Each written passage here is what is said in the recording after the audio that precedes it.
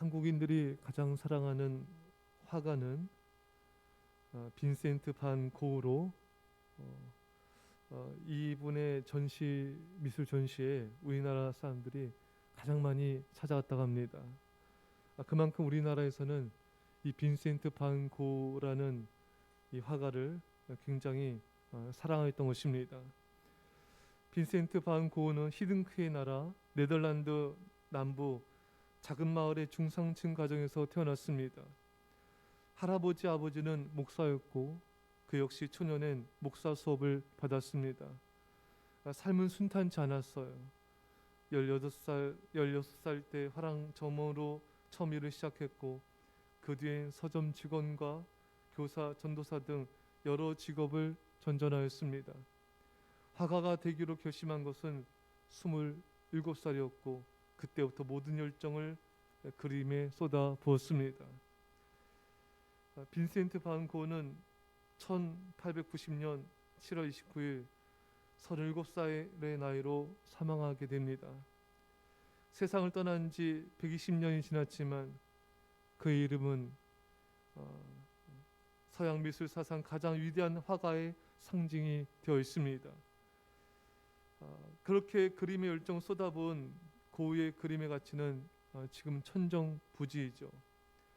1990년 5월 세계를 경악시킨 일대의 사건이 벌어지는데 뉴욕 크리스티 경매에서 빈센트 반 고흐의 1890년 작품 거세 박사의 초상화가 3분 만에 약 1,000억 원에 팔리게 되었습니다.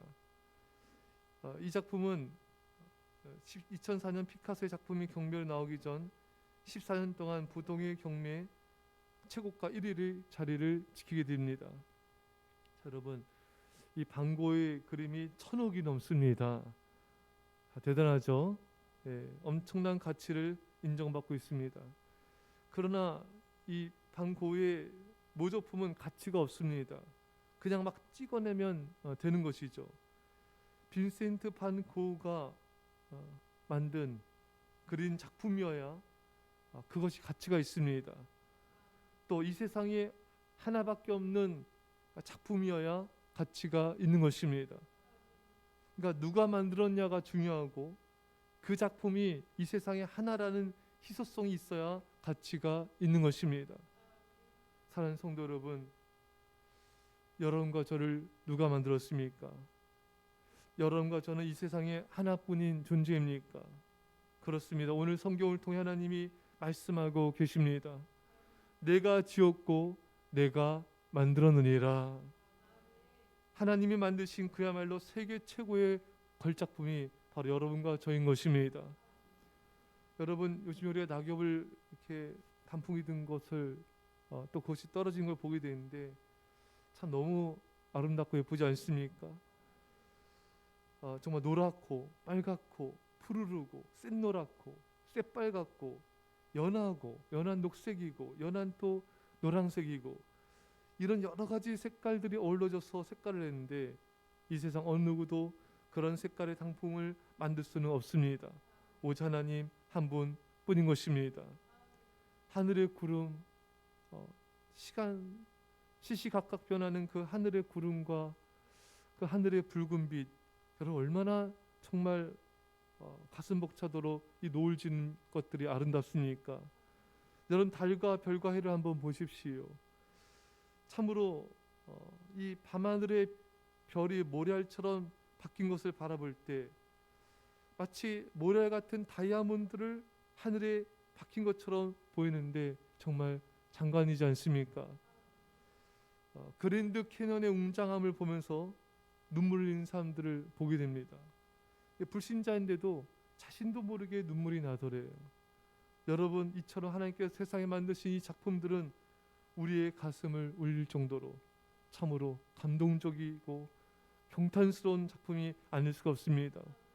그 중에 하나님의 가장 위대한 걸작품은 바로 여러분 자신들인 것입니다.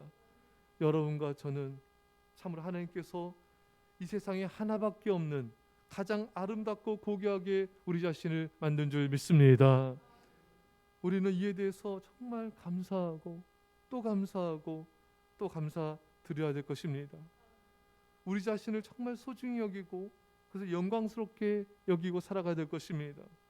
오늘 하나님께서 무엇을 강조하고 있냐면요, 내가 지었고 내가 만들었느니라.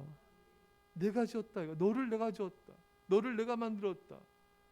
여러분, 하나님이 만드셨으니 얼마나 잘 만드셨겠습니까? 할렐루야. 우리 하나님은 실수가 없으세요. 많은 사람들이 나는 왜 이럴까? 나는 왜 이렇게 태어났을까? 나는 왜 이것도 부족하고 저것도 부족하고. 그렇지 않습니다. 하나님이 우리를 가장 아름답게, 가장 고귀하게 우리를 자신을 만들었습니다. 우리도 그래서 우리 자신을 그렇게 바라봐야 돼요. 나 자신을 하나님께서 만드신 그런 아름다운 존재로, 그런 고귀한 존재로, 존귀한 자로 나를 바라봐야 되는 것입니다. 여러분, 하나님이 나를 지으시고 만드셨다. 이것이 가장 큰 영광이고 축복입니다.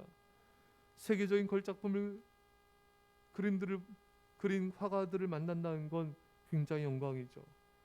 세계에서 가장 위대한 분이 나의 부모가 된다는 것은 더할 나위 없이 영광일 것입니다.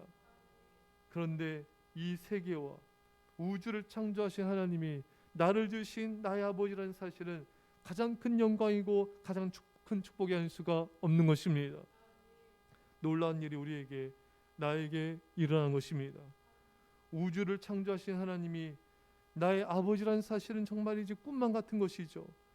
가장 강력한 힘을 가지시고 가장 강력한 능력 있는 그분이 나의 아버지 하나님이십니다. 무엇보다 가장 큰 사랑과 자비와 긍휼이 많으신 하나님이 나의 아버지신 것이 얼마나 감사하고 감격스러운지 우리는 그저 감사하고 감사할 뿐인 것입니다. 더 감격스러운 것은 그 하나님 아버지께서 나를 어떻게 바라보시는가입니다. 오늘 본문 앞서 보면은 내가 내 눈에 보배롭고 존귀하여 내가 너를 사랑하였은즉. 범죄하고 타락하고 하나님을 배반한 이스라엘 백성들이지만 하나님 보시기엔 존귀하고 보배로운 자들인 것입니다. 바로 하나님께서 나를 그렇게 바라보고 계신 것입니다. 이 세상에 하나뿐인 걸작품으로 만드셨을 뿐만 아니라 나를 바라보실 때 보배하고 존귀한 존재로 바라보신 것입니다. 우리를 너무나 사랑하시기 때문에 그렇게 바라보고 계신 것이죠. 하나님은 무조건적으로 우리를 사랑하시고 언제나 사랑하시고 변함없이 사랑하십니다. 참으로 영광, 영광, 영광이며 기쁨, 기쁨, 기쁨인 것입니다. 우리 하나님의 말씀을 들어보십시오. 내가 너를 지었고 내가 너를 만들었느니라. 하나님이 나를 지으셨다. 이제 나는 하나님의 것입니다. 그렇게 우리는 하나님에서 살 수밖에 없는 것입니다. 로마서 14장 8절에 우리가 살아도 주를 위하여 살고 죽어도 주를 위하여 죽나니 그러므로 사나 죽으나 우리가 주의 것이로다. 예수 그리스도께서 십자가에 죽으심으로 그 피값으로 우리를 사셨고 우리를 빚으셨습니다. 이제 우리는 주의 것이 되었고 살아도 주 영광이요 죽어도 주 영광에서 살아야 되는 존재가 되었습니다. 여러분과 제가 우리 남은 삶 오로지 주님만을 사랑하며 주님께 헌신하는 주의 제자 되시길 간절히 축원합니다. 기도하겠습니다. 사랑의 아버지 하나님, 이 세상에 하나뿐인 걸작품으로 가장 고귀하고 아름다운 존재들로 우리를 창조하시고 내가 너를 지었다, 내가 너를 만들었다 말씀하여 주시니 우리 아버지가 되시니 감사합니다. 우리도 우리 자신을 존귀한 자로 보배로운 자로 우리가 바라보게 하여 주시며 오직 우리 자신을 주 앞에 드려서 남은 삶 헌신하는 주님만을 사랑하는 주의 제자들이 다 되게 하여 주옵소서. 감사드리며 예수님의 이름으로 기도합나이다. 아멘.